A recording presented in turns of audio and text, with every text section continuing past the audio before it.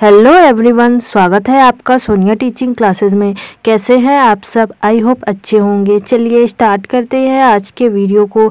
आज के इस वीडियो में मैं डिस्कस करने वाली हूँ संस्कृत के इम्पॉर्टेंट क्वेश्चंस।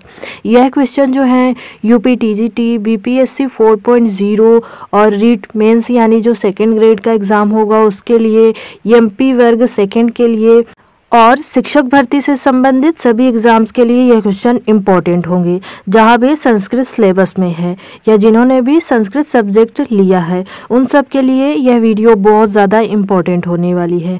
तो वीडियो को अंत तक ज़रूर देखिएगा। चलिए बिना देरी के स्टार्ट करते हैं वीडियो को। सबसे पहला क्वेश्चन है, तत्पुरुष इति सूत्रम अस्ति। तत्पुरुष यह सूत्र है, विधि सूत्र है, परिभाषा सूत्र है, नियम सूत्र है या अधिकार सूत्र है। फ्रेंड्स, आप लोग भी आंसर देने की कोशिश करिएगा जिससे आपको पता चले कि आपकी तैयारी कैसी है, और वीडियो के अंत में ज़रूर बताइएगा आपके कितने क्वेश्चन सही हुए। तो इस क्वेश्चन का सही आंसर है ऑप्शन डी। तत्पुरुष जो है यह अधिकार सूत्र है। ध्यान रखिएगा। सूत्र कितने होते हैं? 6 प्रकार के सूत्र होते हैं। 6 प्रकार के सूत्र होते हैं। ध्यान रखिएगा कौन कौन से। पहला है संज्ञा, फिर परिभाषा, संज्ञा सूत्र, परिभाषा सूत्र, विधि सूत्र, विधि सूत्र, नियम सूत्र, नियम सूत्र और अतिदेश सूत्र, अतिदेश सूत्र और छठा है अधिकार सूत्र। तो ये 6 प्रकार के सूत्र हैं।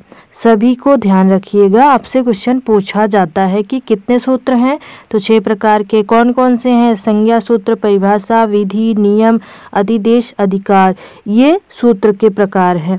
तो इनमें से तत्पुरुष जो है यह अधिकार सूत्र है। ऑप्शन डी सही आंसर है। ध्यान रखिएगा। अगला क्वेश्चन देखिए। कादम्बरी कथानुसारेण शूद्र का स्वे पूर्व जन्मनि आसीत। कादम्बरी कथा के अनुसार शूद्रक स्वयं पूर्व जन्म में था। ताम्रपीड़, चंद्रापीड़, पुंडरीक, वैशंपायन। बताइए, कादम्बरी कथा के अनुसार शूद्रक जो है वह पूर्व जन्म में क्या था? इन ऑप्शंस में से बताइए कि शूद्रक पूर्व जन्म में क्या था। तो क्या था शूद्रक? चंद्रापीड़ था पूर्व जन्म में। ऑप्शन बी सही आंसर है। कादम्बरी कथा में शूद्रक के जिन जन्मों का वर्णन है उसे जानिए। एक तो है चंद्रमा के रूप में, एक जन्म जो था उसका चंद्रमा के रूप में था। एक था चंद्रापीड़ यानी दूसरे जन्म में उसका नाम चंद्रापीड़ था, और तीसरे जन्म में उसका नाम क्या था? शूद्रक था। तो यहाँ पर पूर्व जन्म का पूछा गया है तो क्या है? चंद्रापीड़ है। चंद्रमा तो कहीं पर दिया नहीं गया है। पुंडरीक और वैशंपायन यह है शुक के नाम, यानी शुक के दोनों जन्मों के नाम हैं पुंडरीक और वैशंपायन। ध्यान रखिएगा। और कादम्बरी कथा लिखी किसने है? बाणभट्ट ने लिखी है। इसे भी ध्यान रखिएगा। महाकवि बाणभट्ट ने कादम्बरी कथा लिखी है। यहाँ पर कादम्बरी कथा के अनुसार शूद्रक अपने पूर्व जन्म में था। क्या था? चंद्रापीड़ था। ऑप्शन बी सही आंसर है। अगला क्वेश्चन देखिए। रामायण इति पदे प्रत्ययो अस्ति। रामायण इस पद में प्रत्यय है। स्नेह प्रत्यय, फक प्रत्यय, शय प्रत्यय, आयन प्रत्यय। बताइए, रामायण इस पद में प्रत्यय कौन सा है? तो कौन सा प्रत्यय है? फक प्रत्यय है। ऑप्शन बी सही आंसर है। राम शब्द में फक प्रत्यय लगाने से रामायण शब्द बनता है। ध्यान रखिएगा। फक का आयन आदेश हो जाता है तो रामायण शब्द की निष्पत्ति होती है। ऑप्शन बी सही आंसर है। रामायण लिखा किसने है? महर्षि वाल्मीकि ने लिखा है। किसने लिखा है? महर्षि वाल्मीकि ने रामायण लिखा है। ध्यान रखिएगा। रामायण में 7 कांड हैं। कितने कांड हैं? 7 कांड हैं, यानी यह कांड में विभक्त है। यह भी पूछा जाता है कितने कांड हैं, किस में विभक्त है, तो 7 कांड हैं। यहाँ पर रामायण पद में प्रत्यय पूछा गया तो कौन सा है?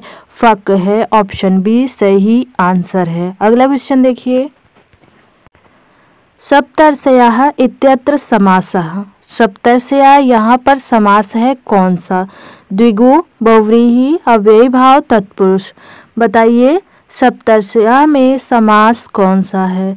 तो कौन सा समास है? तत्पुरुष समास है। इम्पोर्टेंट है, ध्यान रखिएगा, कंफ्यूज कर देता है, थोड़ा डिफरेंट है इसलिए। यह दिक् संख्ये संज्ञाम सूत्र से उत्पन्न हुआ है, यह शब्द ध्यान रखिएगा। दिक् संख्ये संज्ञाम सूत्र से तत्पुरुष समास हुआ है सप्तर्षया में, ध्यान रखिएगा। ऑप्शन डी सही आंसर है। अगला क्वेश्चन देखिए, निम्नलिखिते पदे किम छंदः वर्तते? निम्नलिखित पद में कौन सा छंद है? पद क्या है? वर्षागमे चारु मरुम विहाय क्वान्यत्र कस्यापि रमेत चित्तम सरसुः वर्षा समयेऽपि यस्मिन् शरत् प्रसन्नं सलिलं चकास्ति। तो इस पद में हमें छंद बताना है। अनुष्टुप छंद है, इंद्रवज्जा है, उपजाति है या उपेंद्रवज्जा है? बताइए यहाँ पर छंद कौन सा है? तो यहाँ पर छंद है उपजाति। ऑप्शन सी सही आंसर है। पहली वाली पंक्ति में कौन सा छंद है? इंद्रवज्जा छंद है। और दूसरी वाली पंक्ति में कौन सा है? उपेंद्रवज्जा है। कौन सा है? उपेंद्रवज्जा है। तो जहाँ पर ये दो छंद मिलते हैं वहाँ पर कौन सा छंद बनता है? उपजाति छंद बनता है। यानी इंद्रवज्जा उपेंद्रवज्जा के मिश्रण से कौन सा छंद बनता है? उपजाति छंद बनता है। तो इस पद में उपजाति छंद है, ध्यान रखिएगा। ऑप्शन सी सही आंसर है। अगला क्वेश्चन देखिए, रिक्त स्थान द्विमानासु गतः रिक्त स्थाने समुचितम पदम चिनुत। यहाँ पर इस रिक्त स्थान में हमें उचित पद चुनना है। गावा होगा, गोभी होगा, गोभ्या होगा, गोशु होगा। बताइए यहाँ पर कौन सा सही होगा? तो यहाँ पर सही है ऑप्शन डी, गोशु होगा। सप्तमी विभक्ति यहाँ पर प्रयुक्त हुई है। सूत्र कौन सा है? यस्य च भावेन भाव लक्षणम। इस सूत्र से सप्तमी विभक्ति हुई है। कौन सा सूत्र है? यस्य च भावेन भाव लक्षणम सूत्र से सप्तमी विभक्ति हुई है। गोशु दुहिमानासु गतः होगा, ध्यान रखिएगा। ऑप्शन डी सही आंसर है। अगला क्वेश्चन देखिए, जानामि त्वां प्रकृति पुरुषम कामरूपम मघोनः अत्र कः कामरूपः। इस पंक्ति में हमें बताना है कि यहाँ पर कौन काम रूप है। यानी काम रूप ये जो विशेषण है किसके लिए प्रयुक्त हुआ है? गुहिका के लिए, धनत के लिए, मेघ के लिए, बालका के लिए। बताइए यहाँ पर काम रूप किसके लिए प्रयुक्त हुआ है? तो किसके लिए प्रयुक्त हुआ है? मेघ के लिए। ऑप्शन सी सही आंसर है। यह पंक्ति ली कहाँ से गई है? मेघदूतम से ली गई है। कहाँ से ली गई है? मेघदूतम से ली गई है, ध्यान रखिएगा। काम रूप का मतलब यानी इच्छानुसार रूप धारण करने वाला। इच्छानुसार रूप धारण करने वाला। तो किसके विषय में कहा गया है? मेघ के विषय में। मेघ क्या है? इच्छानुसार रूप धारण करने वाला है यहाँ पर इस पंक्ति में, ध्यान रखिएगा। ऑप्शन सी सही आंसर है। मेघदूतम लिखा किसने है? महाकवि कालिदास ने मेघदूतम लिखा है। मेघदूतम है क्या? खंड काव्य के अंतर्गत आता है। इसकी विधा भी ध्यान रखिएगा, कभी कभी विधा भी पूछ ली जाती है। ऑप्शन सी यहाँ पर सही आंसर है। अगला क्वेश्चन देखिए, भवभूति ही करुण वर्णने कस्या रीत्या प्रयोगम अकरोत्। भवभूति ने करुण वर्णन में किस रीति का प्रयोग किया था? पांचाली, वैदर्भी, गौड़ी, लाटी। महाकवि भवभूति ने करुण वर्णन के लिए किस रीति का प्रयोग किया था? बताइए तो किस रीति का प्रयोग किया था? वैदर्भी रीति का। ऑप्शन बी सही आंसर है। महाकवि भवभूति ने 3 रचनाएं लिखी हैं। कौन कौन सी? मालती माधव, महावीर चरित और उत्तर रामचरित। यह जो है करुण रस प्रधान काव्य है, उत्तर रामचरित। इसमें करुण रस है। तो यही यहाँ पर पूछा गया है कि करुण का वर्णन के लिए भवभूति ने किस रीति का प्रयोग किया है? तो वैदर्भी रीति का करुण वर्णन के लिए प्रयोग किया है। उत्तर रामचरितम करुण रस प्रधान काव्य है। और मालती माधव और महावीर चरितम में इसमें कौन सी रीति प्रयुक्त हुई है? तो इसमें गौड़ी रीति प्रयुक्त हुई है। गौड़ी रीति महाकवि भवभूति की प्रमुख है, लेकिन उत्तर रामचरितम में वैदर्भी रीति का प्रयोग किया है, ध्यान रखिएगा। प्रमुखता से इन्होंने मालती माधव और महावीर चरित में गौड़ी रीति का प्रयोग किया था। ऑप्शन बी यहाँ पर सही आंसर है। अगला क्वेश्चन देखिए, अधोलिखितानां कस्मिन् पदे चतुर्थी तत्पुरुषा नास्ति। अधोलिखित में से किस पद में चतुर्थी तत्पुरुष समास नहीं है? चोरभयम, द्विजार्था, भूतबली, गोहितम। बताइए इनमें से किस पद में चतुर्थी तत्पुरुष समास नहीं है? तो किस में नहीं है? चोरभयम में नहीं है। ऑप्शन ए सही आंसर है। बाकी तीनों में चतुर्थी तत्पुरुष समास है, लेकिन चोरभयम में चतुर्थी तत्पुरुष समास नहीं है। कौन सा समास है? पंचमी है, यहाँ पर पंचमी तत्पुरुष समास है, ध्यान रखिएगा। चोर भयम में पंचमी तत्पुरुष होगा, बाकी तीनों पदों में चतुर्थी तत्पुरुष समास है। ऑप्शन ए सही आंसर है। अगला क्वेश्चन देखिए। फ्रेंड्स, आपको वीडियो पसंद आ रही है तो वीडियो को लाइक कीजिए, अपने दोस्तों के साथ शेयर कीजिए और चैनल को सब्सक्राइब कीजिए। गद्य काव्यस्य उदाहरणम नास्ति। गद्य काव्य का उदाहरण नहीं है। दस कुमार चरितम, कादम्बरी, स्वप्न वासोदत्तम, बृहत कथा। बताइए इनमें से कौन सा है जो गद्य काव्य का उदाहरण नहीं है? तो कौन है? स्वप्न वासोदत्ता। यह गद्य काव्य का उदाहरण नहीं है, तो ये है क्या? नाटक है, नाटक है, ध्यान रखिएगा।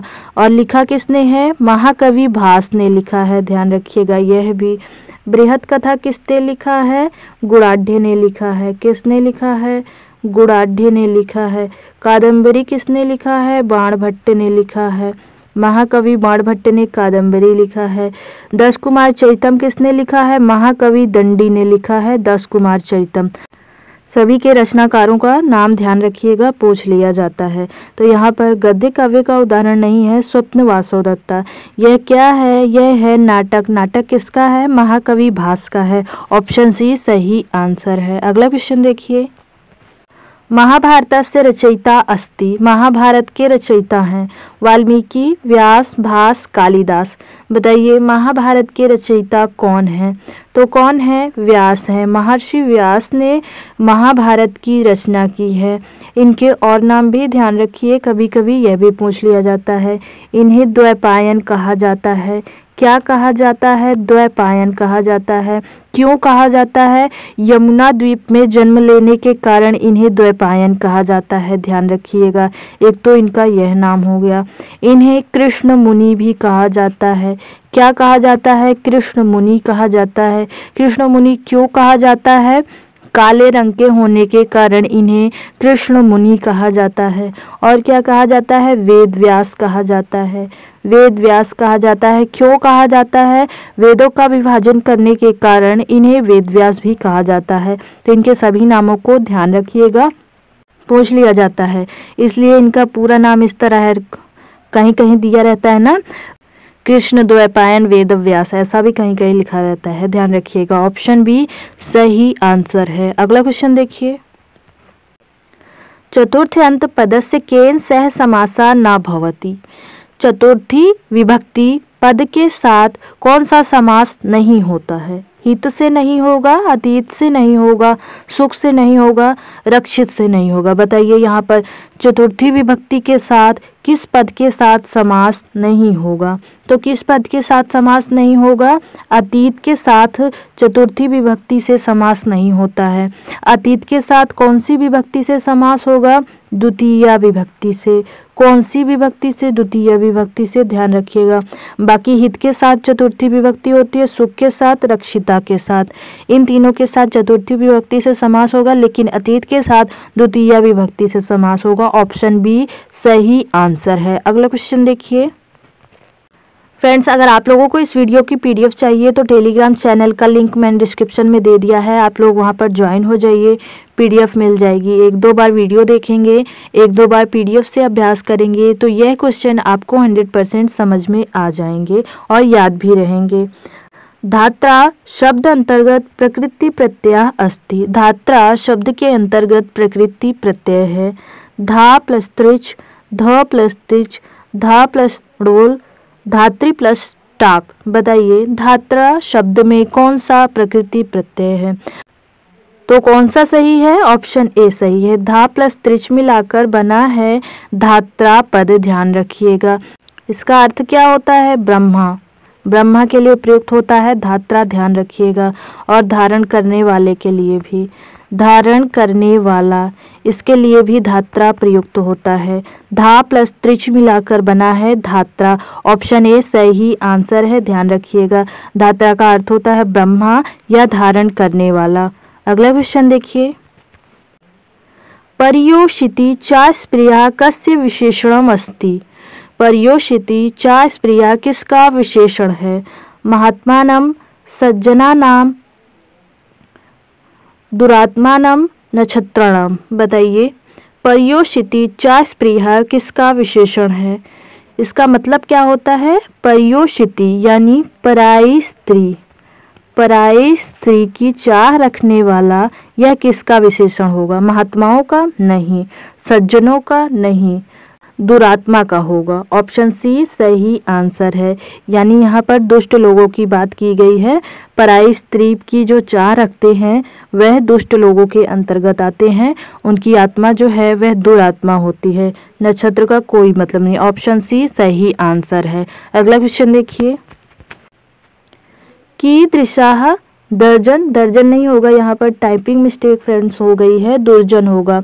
दुर्जन परिहर्तव्यः नीति शतके। क्या कहा गया है यहाँ पर?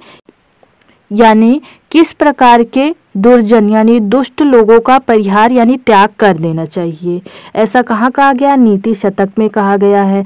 नीति शतक के रचयिता कौन है? भर्तृहरि हैं। भर्तृहरि हैं, ध्यान रखिएगा।